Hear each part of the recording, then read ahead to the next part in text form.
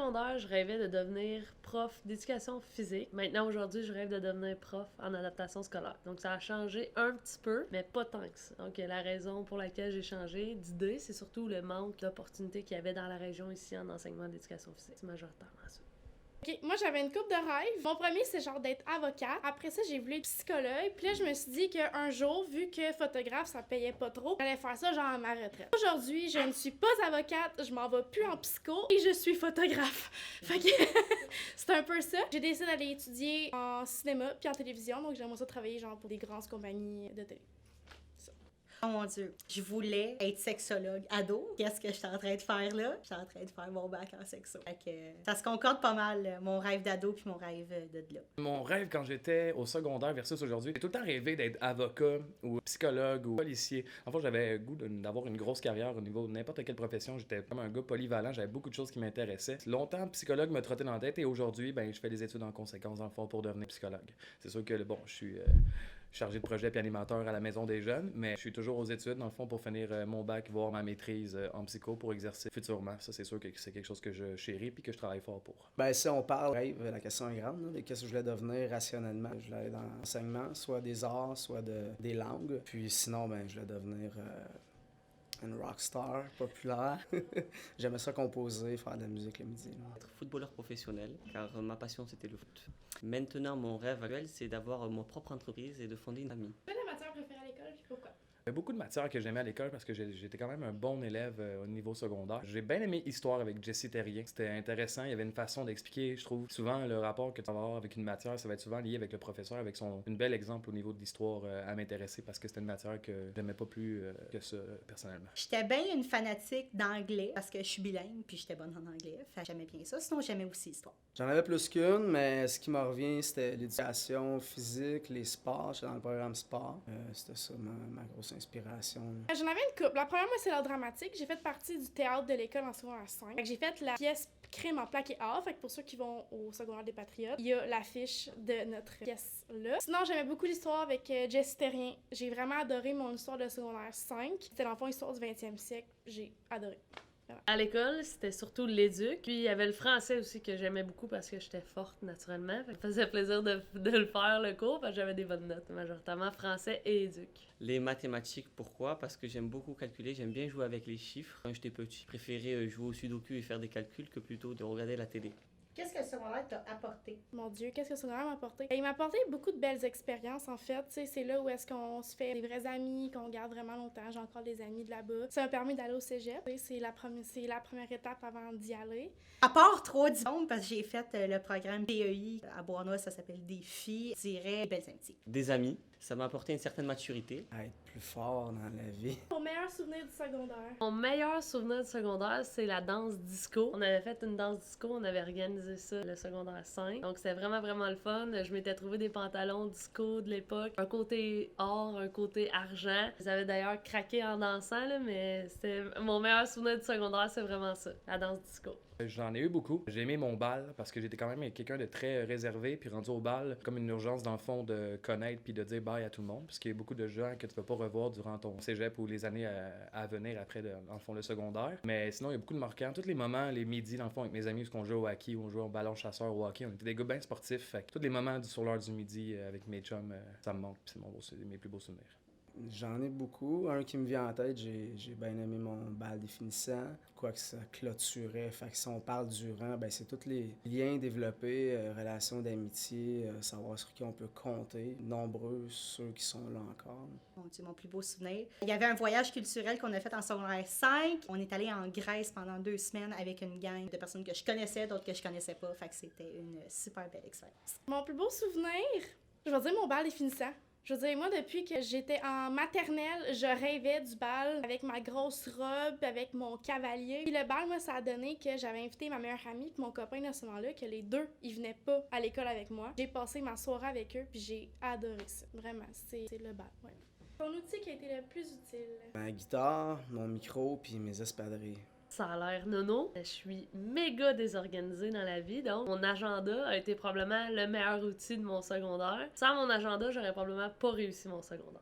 Une agrafeuse. Oh mon Dieu, vous pouvez pas vivre sans agrafeuse. Tu vas voir, genre, à un moment donné, faut que tu agrafes des affaires, puis là, t'es la seule qui a pas d'agrafeuse, puis il y en a pas à 1 000 à ronde, fait que achetez-vous une agrafeuse. C'est mon stylo 4 couleurs que je n'ai jamais lâché.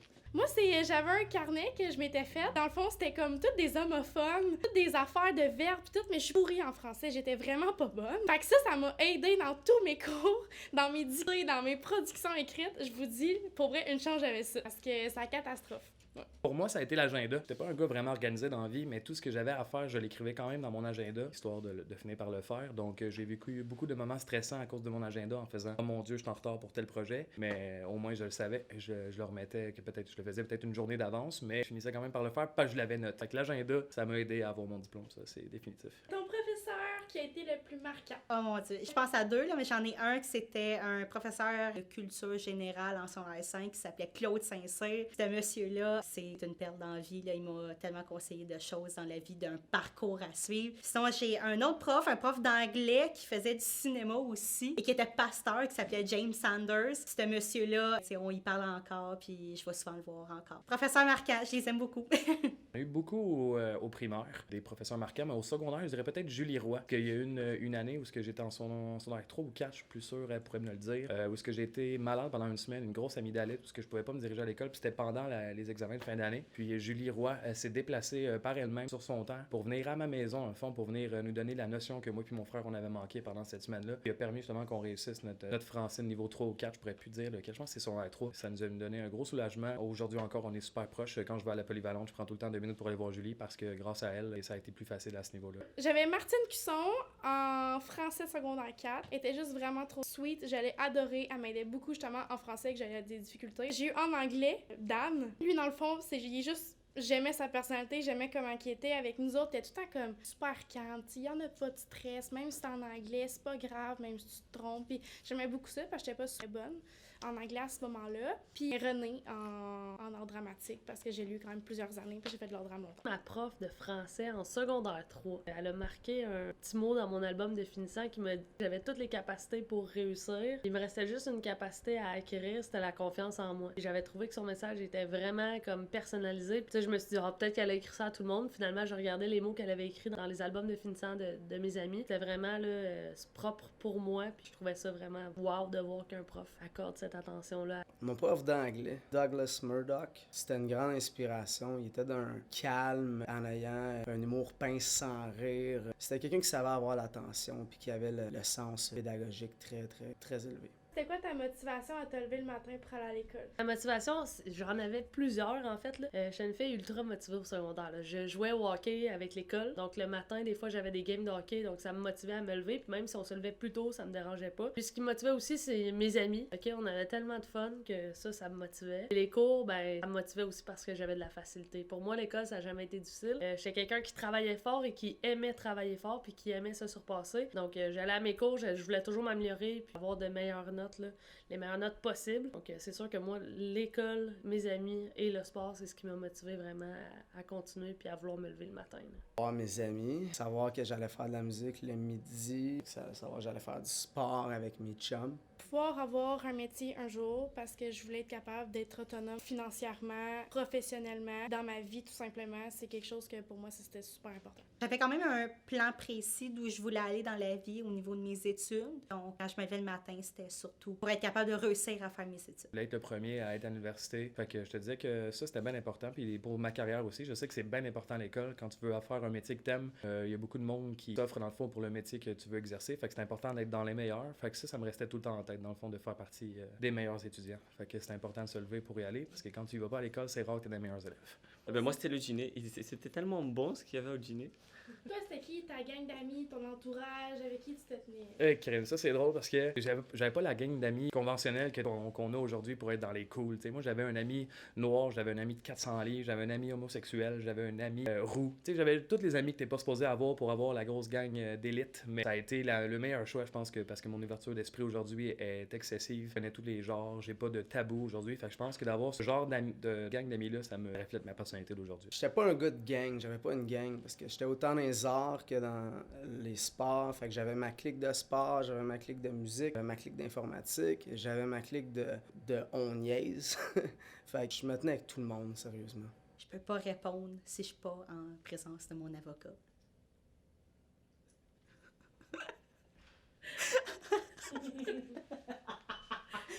Grosse gang de filles, tout le temps ensemble, puis on faisait du bruit, là. C'était comme... On le savait qu'on était là dans la cave, c'était nous autres, puis on avait bien du fun. Tranquille, mais drôle. Donc, on n'était pas parmi ceux qui se démarquaient dans l'école, mais on était ceux qui avaient extrêmement de plaisir entre eux. On faisait rien pour se faire remarquer, mais on avait du fun, donc c'est ça. C'était des filles, plus des filles que des garçons. L'anecdote marquante qui t'est arrivée. Ok, ben moi, je m'amusais souvent à faire des histoires farfelues que j'avais jamais faites, mais que le monde me croyait. En mettant comme quoi que je m'étais fait attaquer par un chien, puis j'avais comme été une full ninja. Là, le monde me revoit dans la vie en ce moment, puis me raconte les anecdotes de gogos qui se sont jamais passées. Je suis comme, ah, c'est vrai, j'ai compté cette histoire-là au secondaire. Ok, je continue. Non. Et ça, je leur dis que c'était des jokes, puis ils trouvent ça bien drôle. Je comptais des histoires pas vraies. Comme vous savez, des fois, il faut se préparer pour des présentations, on parle devant la classe de certains sujets. Bref, sujet libre, j'arrive le matin, j'ai oublié de me préparer. Il faut que je trouve une solution. Donc, j'ai couru chercher une guitare au local de musique, puis j'ai chanté une chanson devant toute la classe, qui était une petite chanson cute qui s'appelle « Prout, prout, prout, que je t'aime ». Puis ça m'a donné une super bonne note.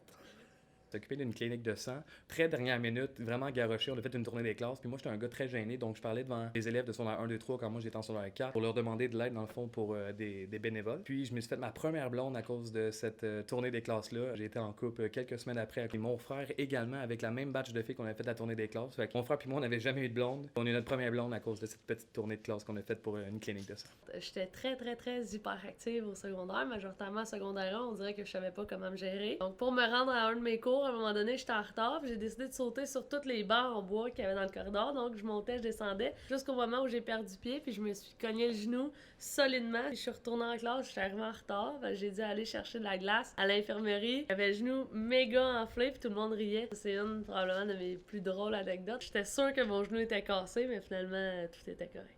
Ma gang de filles en secondaire 5, on est assis tout le monde dans la cave, puis on rit ce midi-là, on a du fun. Tu sais, c'est bientôt la fin de l'année, on finit bientôt le secondaire. Un moment donné, je mangeais une Pop-Tart. Il y a une des filles qui m'a fait pouffer de rire, j'ai tout craché d'en face. Vous pouvez parler à ma gang de filles, puis ils vont encore s'en souvenir aujourd'hui, puis elle rit encore. C'était vraiment mon encouragement à dire aux gens du secondaire qui sont là en ce moment. Qu'est-ce que tu dirais? Un petit conseil, en fait, que je peux donner. Des fois, on l'a facile. Il y en a comme moi, on n'écoute pas vraiment l'information rentre. On n'a pas besoin d'étudier, puis on se ramasse avec des 80-90% tout le long du secondaire. Puis on en voit qui travaillent fort, puis qui l'ont pas tant que ça.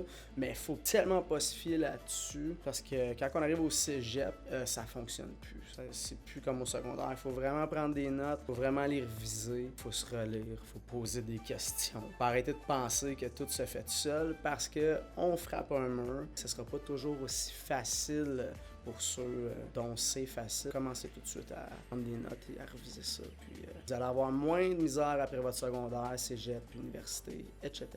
De ne pas lâcher, de persévérer, de garder ses buts en tête dans le fond, parce qu'il te faut son secondaire 5 aujourd'hui pour faire n'importe quoi, que ce soit un DEP après ou quelque chose dans les travaux manuels. Il te faut ton secondaire 5, c'est important. C'est 5 dures années parce qu'il y a des contextes sociaux aussi qui sont des fois difficiles pour certains types d'élèves. Moi, j'ai connu ça aussi. De pas lâcher, de garder ça en tête parce qu'au cégep, tout devient plus facile, les tabous tombent. Fait que de garder le fer rouge puis de mordre à plein dedans dans le fond dans leurs études pour qu'ils finissent le plus rapidement possible en 5 ans, parce que les années qu'ils vont perdre à niaiser pour quelques petites conneries, ça va leur perdre des années de salaire.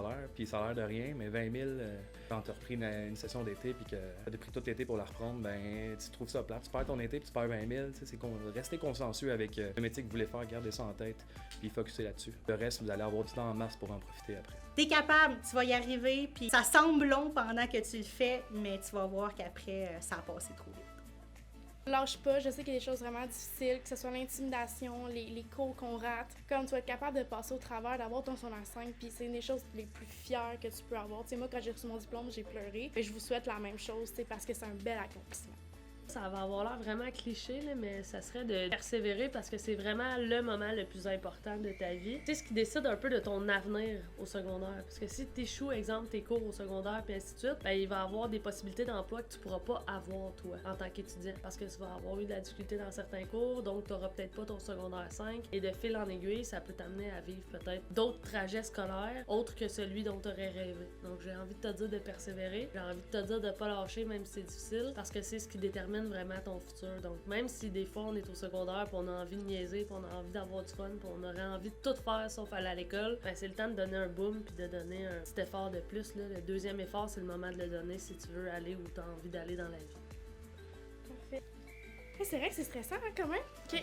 Ouais, je suis un peu.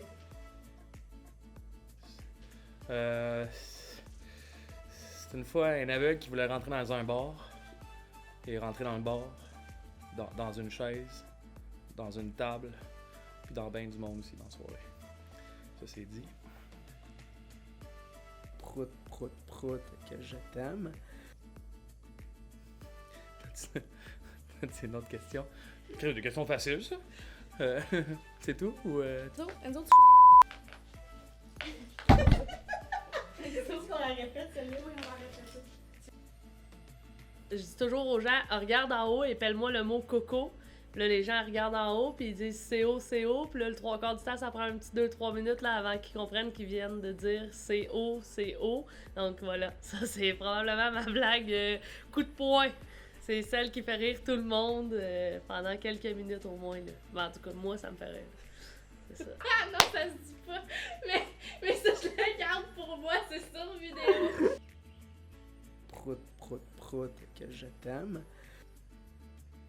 Nick! ça réveille ça? On va se le dire.